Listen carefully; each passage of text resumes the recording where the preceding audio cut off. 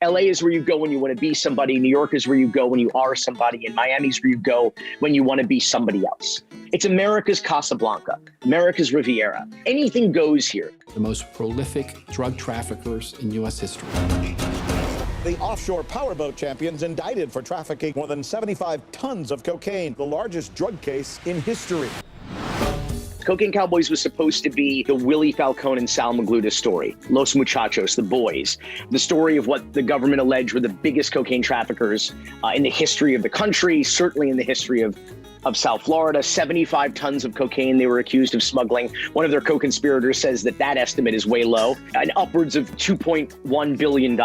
It was essentially our number one industry, over and above legitimate industries like real estate and tourism, was drug trafficking in Miami. Billions of dollars a year. I mean, as much as $12 billion a year. We were a factory town.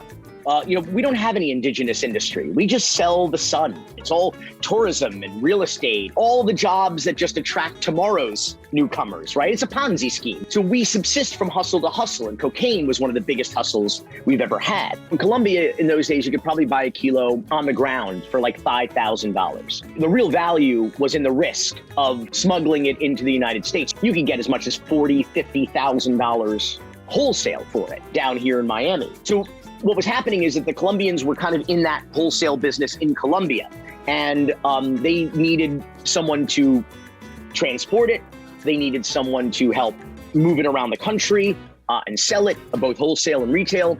And they found a lot of very willing people in Miami, in all communities. But the Cuban-American community were really early adopters. There was a certain generation of young immigrants whose parents had lost their country in Cuba, who lost their money, who lost their property, who came to America and were working their asses off, 2, 3, 4 jobs, living with, multi-generational families in modest, 1-bedroom or 2-bedroom homes, everybody sharing. The younger kids, though, saw their parents struggling and also had heard about the mythological American dream, right? The streets are paved with gold in America. And they saw their young friends become millionaires overnight. It was a boom. There was a gold rush. To them, it must have seemed like this was the American dream. There were very few opportunities and good jobs and corporate gigs and companies in which to work your way up. This was that. What every young boy dreamed of in Miami in that era was a Colombian connection. And Willie and Sal managed to find a Colombian connection through a friend that got busted in Panama, in fact, and sent to prison.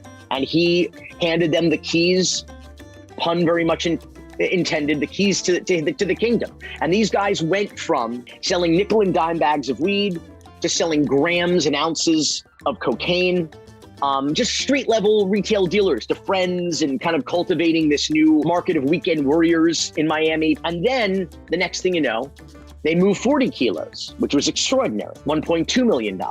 Then shipped it to LA and Hollywood, where there's movie stars and money, and shipped it to New York, where there's Wall Street and nightclubs. And Miami was still a sleepy retirement village. Ocean Drive looked the way it looks in Scarface. It was a lot of predominantly Jewish elderly people just kind of waiting to die. It was really with Willie Falcone and Sal Magluta that started to turn around. They really invented a retail market and a wholesale market here in Miami. And Willie and Sal built a multi-billion-dollar multinational corporation, bringing in 800 kilos a month on a slow month. It happened very, very quickly. I mean, that story that I just told you happened in probably about less than 2 years' time.